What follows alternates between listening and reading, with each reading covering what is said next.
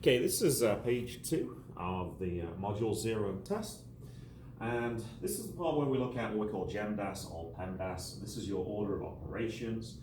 Notice read carefully on questions, particularly if it says show all your steps and work, so don't just write down the answer in that case, although I might have done that on some of these questions. So just make sure you're reading very carefully on these. So when we've got a squared symbol, we know that means you're going to multiply by itself. So for this one, -3 times -3, 3 times 3 is 9, and the two negatives give me a positive. Now B, a lot of people get careless on this one because they think it means the same thing. This one actually, we see an exponent first, so we work that out, but it's not the exponent of -3, it's just the exponent of 3. So 3 squared is 9, and then the negative sign makes it -9. Now on C, we've got inside our grouping symbol here, because that's the first thing we work out, -6 take away 5, which is -11.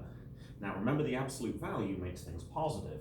So this, instead of being -11, actually becomes +11. And the reason the answer is -11 is we have this leading negative at the start. So this is definitely not one of those cases where you say two negatives make a positive. That's the rule when people are confusing it with multiplying negative numbers.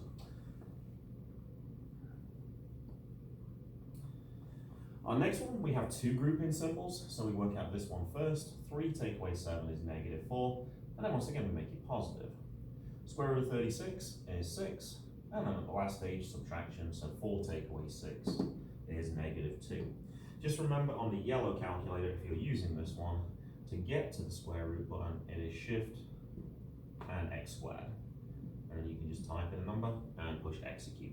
If you're using the Desmos calculator online, then it's just the square root button symbol, and that's probably easier to find.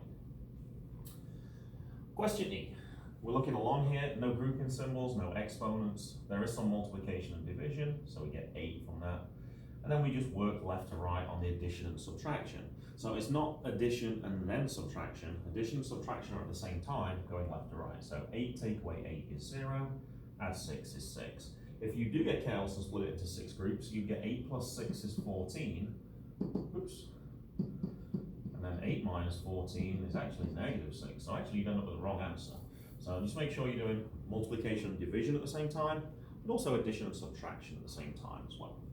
Now, question F gets kind of confusing because there is a lot of grouping symbols there. So when there's multiple grouping symbols like that, start working from the middle outwards. So I can see like absolute values here. Inside that I got a square root, and inside that I got parentheses. So start from the middle and work outwards. So inside the parentheses I got 4 add 3, which is 7. I have to square that, which is 49. It's inside a square root, so the square root of 49 is 7. You could use your calculator if you're not sure. And then the absolute value of 7, so this is where I'm at right now. Remember, it doesn't change the sign, it just makes things positive. If they're already positive like this, then it just stays a 7. So 7 take away 7 is 0. So that would be a good one where you'd probably want to show a few steps just to make sure you can explain where you get your answer from. Then we start to move on to some of the longer questions. So it gets very confusing here. I do see it's a fraction question, so I do want to split it into 2. I want to work out the top, I want to work out the bottom, and then the line tells me I want to divide. So within the top, I see grouping symbols, so I want to focus on that first. I then see multiplication and division. So 4 divided by 2 is 2. I see, now I've worked out this part here. 2 add 2 gives me 4. So I've worked out everything inside my grouping symbol. Now there's some exponents as well. So 4 squared is 16, and then I've got to make it negative. So I got -16. Notice it's not -4 squared, it's the negative of 4 squared. So there's a slight difference there, so you've got to be a little careful. On the bottom of the fraction, I got my grouping symbol. Now cube roots are not quite so easy to see. So if we're using this calculator, it's Shift and left parentheses. Let me try one more time. And let me just move the calculator across just so we can see a little easier. Shift and left parentheses, and then 5, 1, 2. And it's 8. And if you're using Desmos, click on Other and go search until you can find that cube root symbol. So it's 8 divided by 2, -8 divided by 2, which is -4. And then when you divide, 2 negatives will give me a positive. Now on each, we've also got multiple grouping symbols, so I'm going to work for the middle part first. So -3 squared, I know, is 9. And 5 add 9 is 14. 14, so actually that's kind of what I got here. And at the end it says take away 12. Absolute value of 14 is just 14. As they're next to each other, I know that means multiply, so 2 times 14 is 28. Take away 12 will give you 16. And on part I here, once again, multiple symbols, so focus sort of on the middle ones and then work outwards. So 1 add 4 is 5, and then I got 5 squared. 9 divided by 3 is 3, and then within this part I can now start doing exponents first. 5 squared is 25, take away 3 is 22, and as they're next to each other again, 2 times 22 should give me 44, and that was kind of the step I showed you before by working out the separate parts. So definitely break questions into smaller parts. It will help identify errors as well, but it can also give you partial credit on questions as well. The last section is probably the one we didn't spend quite as much time on, because basically it's the same idea as what you've just done, but you've got to plug in numbers first.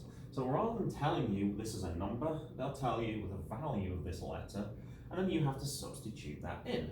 Once you've done that, it's exactly the same as the questions we just looked at there. So first of all, any grouping symbols? Yeah, so we'll work out 8 add negative 3. Any exponents? Yep, square, so 5 squared is 25. And then we're going to times it by negative 4/5. Now, if we're not sure how to do this part, what we can do is, that's what we're trying to do. We know we're trying to multiply because it's next to each other. You can just multiply this. Negative 4 times 25, which is negative 100. And I remember what the bottom of this part fraction means. This means divide. So divide by 5, and you can get negative 20. If you're using the yellow calculator, there is a fraction button on there, but we can also enter fractions on Desmos as well, so that might be a slightly easier way. Question 3. So we're going to substitute in the numbers. Notice how I put them in parentheses as well. That's also to try and avoid some mistakes later on potentially. So 3 times 1/3. If we're doing it by hand, we can say 3 times 1 is 3, and 3 divided by 3 is 1. Same for the other one. 4 times by 1/2. 4 times 1 is 4. Divided by 2 is 2. That's where that one comes from. And then right on the end there, you can just say 1 add 2 is 3. So you can certainly do these without a calculator, and we talked about trying to do that if you can. This time we're subbing in negative 6 where it says x, so I did that here. I see the grouping symbol, so I'm focused on that. Negative 6 take away 8 is negative 14. The absolute value though makes this positive. And then we have to do negative 3 times 14, which is just negative 42. So don't change the final answer to a positive because it's an absolute value. It's just the absolute value by itself that's positive. And actually we shouldn't be surprised it's a negative answer because we have a negative at the start of our question. Our last question is probably the trickiest question, and we've kind of got to be very organized on our calculator, and there's one common mistake that students often make on this question. So we're going to plug in wherever we see x with negative 1.2, so actually 3 times on this question. We're going to work on our grouping symbols, so we're going to work on this, work out this, doing multiplication first, this times this, take away this, and at the end, this is where the parentheses become really important. If you don't put parentheses around this and just put negative 1.2 squared, when you square it, you'll get negative 1.44. So remember, when you multiply 2 negatives together, it becomes a positive automatically. So just be careful if you're using your calculator. If you do get that negative answer, you've got to know that it's actually going to be positive. We can multiply those 2 together. We can multiply those 2 together. Then our final stage would just be addition, and you can get your answer. So just be particularly careful on questions like that.